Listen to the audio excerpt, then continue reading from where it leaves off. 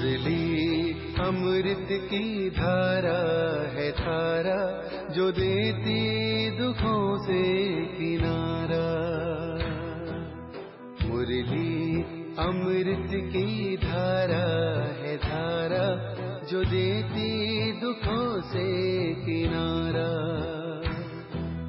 भूले जीवन में हो जाए शिव बाबा मुरली में समझाए। भूले जीवन में हो जाए शिव बाबा। ओम शांति। आज की तारीख है 4/4/2024 के बाबा के साकार महावाक्य। मीठे बच्चे, गृहस्थ व्यवहार में रहते पारलौकिक बाप से पूरा वर्षा लेना है तो अपना सब कुछ एक्सचेंज कर दो।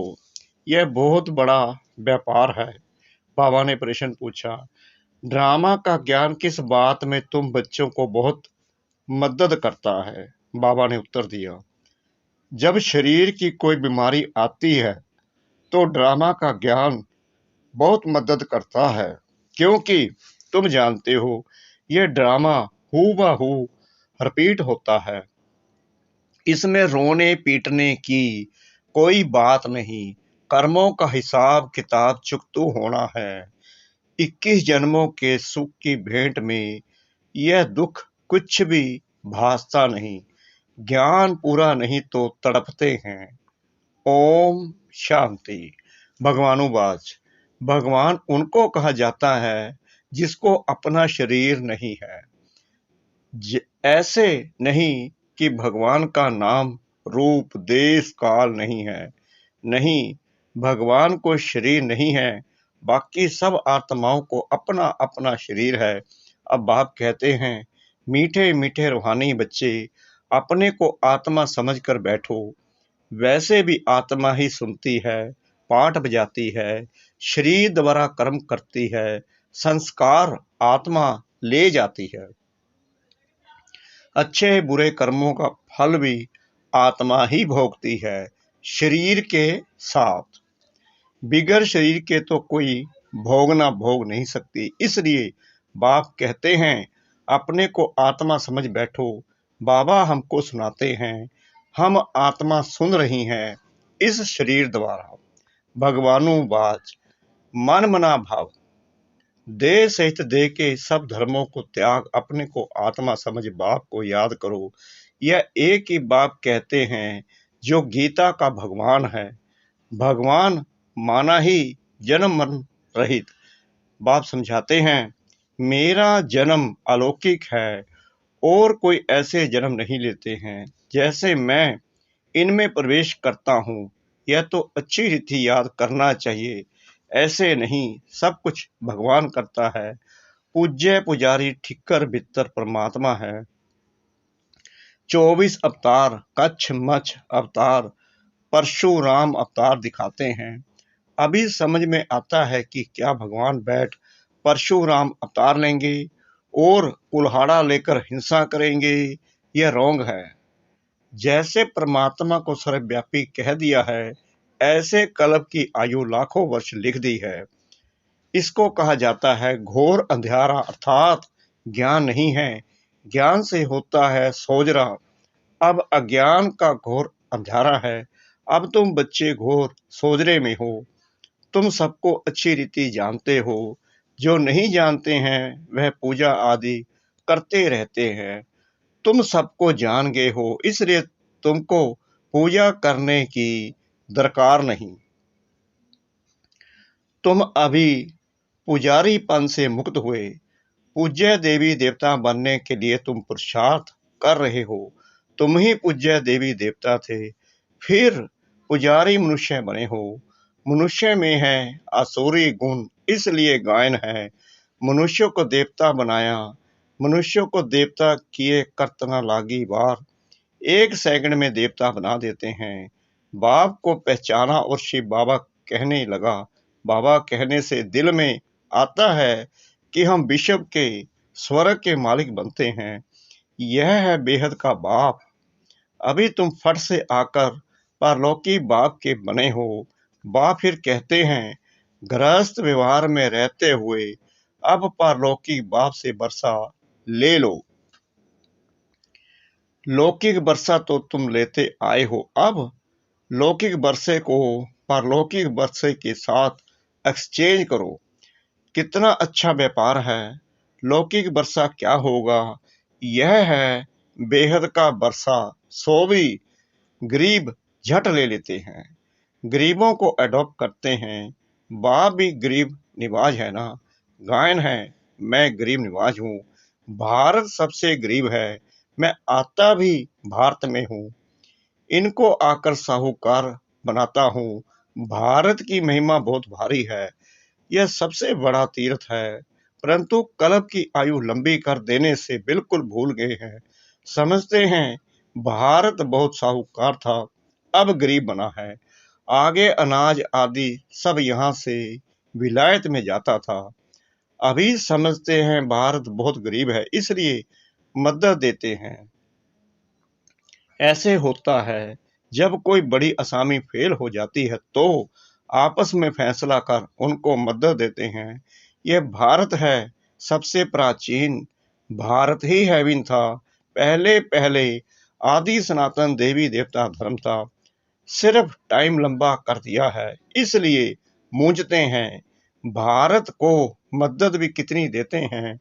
बाप को भी भारत में ही आना है। तुम बच्चे जानते हो हम बाप से वर्षा ले रहे हैं। लौकिक बाप का वर्षा एक्सचेंज करते हैं परलौकिक से, जैसे इसने यानी कि ब्रह्मा ने किया। देखा परलौकिक बाप से तो ताज तख्त मिलता है, कहाँ वह बादशाही, कहाँ यह गद्दाई। कहा भी जाता है फॉलो फादर, भूख मरने की तो बात ही नहीं। बाप कहते हैं ट्रस्टी होकर संभालो। बाप आकर सह रास्ता बताते हैं। बच्चों ने बहुत तकलीफ देखी है, तब तो बाप को बुलाते हैं, हे परमपिता परमात्मा रहम करो। सुख में कोई भी बाप को याद नहीं करते, दुख में सिमरन सब करते हैं। अब बाप बतलाते हैं कि कैसे सिमरन करो। तुमको तो सिमरन करना भी आता नहीं है, मैं ही आकर तुमको बतलाता हूँ। बच्चे अपने को आत्मा समझो और अलौकिक बाप को याद करो तो तुम्हारे पाप कट जाएंगे। सिमर सिमर सुख पायो, कलह क्लेश मिटे तन के, जो भी शरीर के दुख हैं सब मिट जाएंगे। तुम्हारी आत्मा और शरीर दोनों पवित्र बन जाएंगे। तुम ऐसे कंचन थे, फिर पुनर्जन्म लेते लेते आत्मा पर जंग चढ़ जाती है, फिर शरीर भी पुराना मिलता है। जैसे सोने में अलाय डाला जाता है, पवित्र सोने का जेवर भी पवित्र होगा, उसमें चमक होती है, अलाय वाला जेवर काला हो जाएगा। बाप कहते हैं तुम्हारे में भी खाद पड़ी है, उसको अब निकालना है। कैसे निकलेगी? बाप से योग लगाओ। पढ़ाने वाले के साथ योग लगाना होता है ना। यह तो बाप, टीचर, गुरु सब कुछ है। उनको याद करो तो तुम्हारे विक्रम विनाश होंगे और वह तुमको पढ़ाते भी हैं। पतित पावन सर्वशक्तिमान तुम मुझे ही कहते हो। कलब कलब बाप ऐसे ही समझाते हैं। मीठे मीठे सिखलाते बच्चे 5,000 वर्ष के बाद आकर तुम मिले हो, इसलिए तुमको सिखलाते कहा जाता है। अब इस देह का अहंकार छोड़ आत्म अभिमानी बनो। आत्मा का भी ज्ञान दे दिया, जो बाप बिगर कोई दे ना सके। कोई मनुष्य नहीं जिसको आत्मा का ज्ञान हो। सन्यासी, उदासी, गुरु गुसाई कोई भी नहीं जानते। अब वह ताकत नहीं रही है, सबकी ताकत कम हो गई है। सारा झाड़ जड़ जड़ी भूत अवस्था को पाया हुआ है, अब फिर नई स्थापना होती है। बाप आकर वैरायटी झाड़ का राज समझाते हैं। कहते हैं पहले तुम राम राज्य में थे, फिर जब तुम वाम मार्ग में जाते हो तो रावण राज्य शुरू होता है, फिर और धर्म आते हैं, भक्ति मार्ग शुरू होता है। आगे तुम नहीं जानते थे, कोई से भी जाकर पूछो। तुम रचेता और रचना के आदि मध्य अंत को जानते हो तो कोई भी नहीं बताएंगे। बाप भक्तों को कहते हैं अब तुम जज करो। बोर्ड पर भी लिख दो, एक्टर होकर ड्रामा के डायरेक्टर क्रिएटर प्रिंसिपल एक्टर को नहीं जानते तो ऐसे एक्टर को क्या कहेंगे। हम आत्मा यहाँ भिन्न भिन्न शरीर लेकर पाठ बजाने आते हैं तो जरूर ये नाटक है ना। गीता है माता, बाप है शिव, बाकी सब है रचना। गीता नई दुनिया को क्रिएट करती है, यह भी किसको मालूम नहीं कि नई दुनिया को कैसे क्रिएट करते हैं। नई दुनिया में पहले पहले तुम ही हो। अभी यह है पुरुषोत्तम संगम युगी दुनिया। यह पुरानी दुनिया भी नहीं है तो नई दुनिया भी नहीं है, यह है ही संगम। ब्राह्मणों की चोटी है। विराट रूप में भी न शिव बाबा को दिखाते हैं न ब्राह्मण चोटी दिखाते हैं। तुमने तो चोटी भी दिखाई है ऊपर में। तुम ब्राह्मण बैठे हो, देवताओं के पीछे है क्षत्रिय। द्वापर में पेट के पुजारी फिर शूद्र बनते हैं। यह बाजोली है, तुम सिर्फ बाजोली को याद करो। यही तुम्हारे लिए 84 जन्मों की यात्रा है। सेकंड में सब याद आ जाता है। हम ऐसे चक्कर लगाते हैं, यह राइट चित्र है, वह रोंग है। बाप बिगर राइट चित्र कोई बनवा ना सके। इन द्वारा बाप समझाते हैं, तुम ऐसे ऐसे बाजोली खेलते हो। सेकंड में तुम्हारी यात्रा होती है, कोई तकलीफ की बात नहीं। रूहानी बच्चे समझते हैं, बाप हमको पढ़ाते हैं। यह सत्संग है, सत बाप के साथ, वह है झूठ संग। सचखंड बाप स्थापन करते हैं। मनुष्य की ताकत नहीं है, भगवान ही कर सकते हैं। भगवान को ही ज्ञान का सागर कहा जाता है। मनुष्य यह भी नहीं जानते कि यह परमात्मा की महिमा है। वह शांति का सागर तुमको शांति दे रहा है। सुबह को भी तुम ड्रिल करते हो, शरीर से न्यारा हो, बाप की याद में रहते हो। यहाँ तुम आए हो जीते जी मरने, बाप पर निछावर होते हो। यह तो पुरानी दुनिया पुराना चोला है। इनसे जैसे नफरत आती है, इनको छोड़कर जाए, कुछ भी याद ना आए, सब कुछ भुला हुआ है। तुम कहते भी हो भगवान ने सब कुछ दिया है, तो अब उनको दे दो। भगवान फिर तुमको कहते हैं तुम ट्रस्टी बनो। भगवान ट्रस्टी नहीं बनेगा, ट्रस्टी तुम बनते हो। फिर पाप तो करेंगे नहीं। आगे पाप आत्माओं से लेन देन होती आई है। अब संगम युग पर तुम्हारी पाप आत्माओं से लेन देन नहीं है। पाप आत्माओं को दान किया तो पाप सिर पर चढ़ जाएगा। करते हो ईश्वर अर्थ और देते हो पाप आत्मा को। बाप कुछ लेते थोड़ी हैं। बाप कहेंगे जाकर सेंटर खोलो तो बहुतों का कल्याण होगा। बाप समझाते हैं जो कुछ होता है हूबहू ड्रामा अनुसार रिपीट होता ही रहता है। फिर इसमें रोने पीटने दुख करने की बात ही नहीं। कर्मों का हिसाब किताब चुकतू होना तो अच्छा ही है। वैद लोग कहते हैं बीमारी सारी उथल खाएगी। बाप भी कहते हैं रहा हुआ हिसाब किताब चुकतू करना है, या तो योग से या फिर सजाओं से चुकतू करना पड़े। सजाएं तो बहुत कड़ी हैं, उनसे बीमारी आदि में चुकतू होता तो बहुत अच्छा। वह दुख 21 जन्मों के सुख की भेंट में भासता नहीं है, क्योंकि सुख बहुत है। ज्ञान पूरा नहीं है तो बीमारी में तड़फते रहते हैं। बीमार पड़ते हैं तो भगवान को बहुत याद करते हैं, वह भी अच्छा है। एक को ही याद करना है, वह भी समझाते रहते हैं। वो लोग गुरुओं को याद करते हैं। अनेक गुरु हैं, एक सतगुरु को तो तुम ही जानते हो, वह ऑलमाइटी अथॉरिटी है।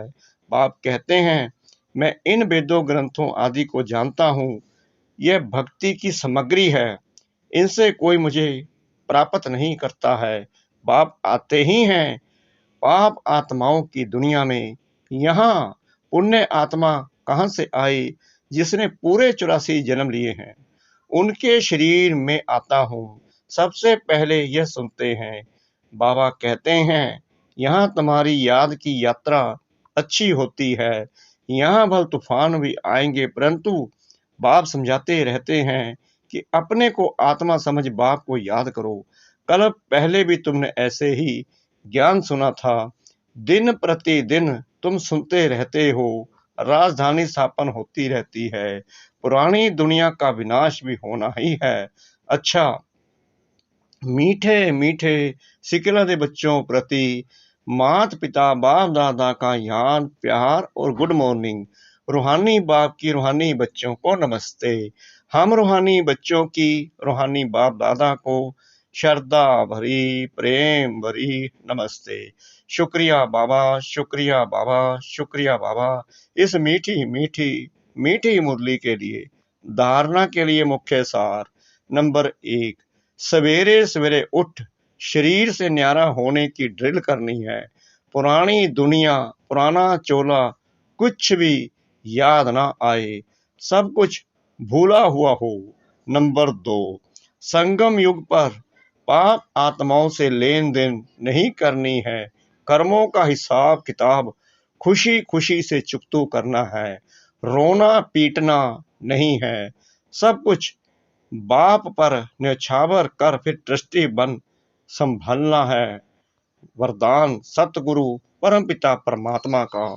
महसूसता की शक्ति द्वारा सब परिवर्तन करने वाले तीव्र पुरुषार्थी भव। कोई भी परिवर्तन का सहज आधार महसूसता की शक्ति है। जब तक महसूसता की शक्ति नहीं आती तब तक अनुभूति नहीं होती, और जब तक अनुभूति नहीं तब तक ब्राह्मण जीवन की विशेषता का फाउंडेशन मजबूत नहीं, उमंग उत्साह की चाल नहीं। जब महसूसता की शक्ति हर बात का अनुभवी बनाती है तब तीव्र पुरुषार्थी बन जाते हो। महसूसता की शक्ति सदा काल के लिए सहज परिवर्तन करा देती है। स्लोगन, स्नेह के स्वरूप को साकार में इमर्ज कर ब्रह्मा बाप समान बनो। स्नेह के स्वरूप को साकार में इमर्ज कर ब्रह्मा बाप समान बनो। ओम शांति।